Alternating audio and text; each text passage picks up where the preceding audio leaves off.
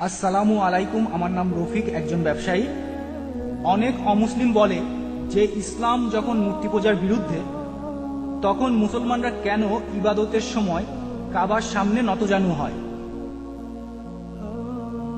ভাই, আপনি প্রশ্ন করলেন যে অনেক মুসলিমই বলে যে ইসলাম যখন মূর্তি পূজার বিরুদ্ধে, তাহলে কেন আমরা কাবার সামনে মাথা নোয়াই, কাবাকে উপাসনা করি, যার অর্থ আমরাই সবচেয়ে বড় মূর্তি পূজারী। মুসলিমরা আমরা মাথা নোয়াই কাবা শরীফের দিকে।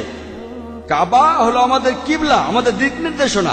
আমরা কিন্তু কাবাকে উপাসনা করি না, মাথা নোয়াই কাবা শরীফের দিকে। সালার সময় আমরা আল্লাহ সুবহানাহু ওয়া তাআলা ছাড়া অন্য কারো উপাসনা করি না। ইসলাম ধর্মে আমরা একতায় বিশ্বাস করি। ধরুন, এখানে মুসলিমরা সালাত আদায় করবে, কেউ হয়তো বলবে উত্তর দিকে মুখ করে দাঁড়ায়, কেউ বলবে দক্ষিণ দিকে মুখ করে দাঁড়ায়, কেউ বলবে পূর্ব দিকে, কেউ বলবে পশ্চিমে। আমরা কোন দিকে ফিরে দাঁড়াবো? তাই একতার জন্য এই পৃথিবীর সব মানুষ, পৃথিবীর সব মুসলিম, আমাদের আল্লাহ সুবহানাহু ওয়া তাআলা নির্দেশ দিয়েছেন যে আমরা কাবার দিকে মুখ করে দাঁড়াবো। যদি আপনি থাকেন পশ্চিমে, আপনি পূর্ব দিকে ফিরে দাঁড়াবেন। যদি থাকেন পূর্ব দিকে, পশ্চিম দিকে ফিরে দাঁড়াবেন। যদি উত্তরে থাকেন, দক্ষিণ দিকে ফিরে দাঁড়াবেন। দক্ষিণে থাকলে উত্তরে ফিরে দাঁড়াবেন।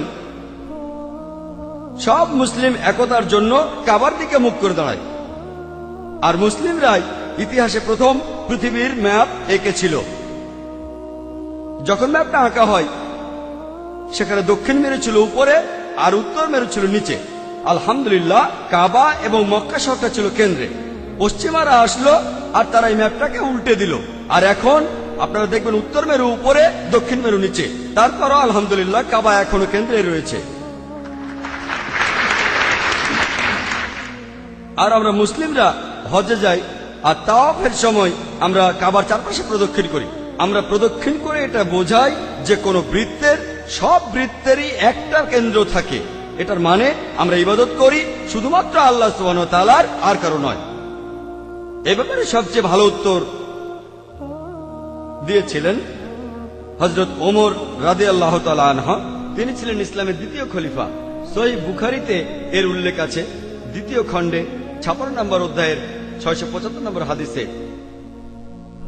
বুক অফ হজে। হযরত ওমর রাদিয়াল্লাহু তাআলা আনহু তিনি বলেছেন কালো পাথর সম্পর্কে, কাবা শরীফের হাজরে আসওয়াদ, তিনি বলেছেন, তুমি কেবলমাত্র একটা পাথর, আমার ক্ষতি করতে পারবে না, উপকারও করতে পারবে না। আমি যদি না দেখতাম যে আমার নবী তোমাকে স্পর্শ করে চুমু খাচ্ছেন, তাহলে আমি তোমাকে স্পর্শ করে চুমু খেতাম না। এই হাদিসটা একথাকে নিশ্চিতভাবে প্রমাণ করে যে মুসলিমরা আমরা কাবাকে উপাসনা করি না।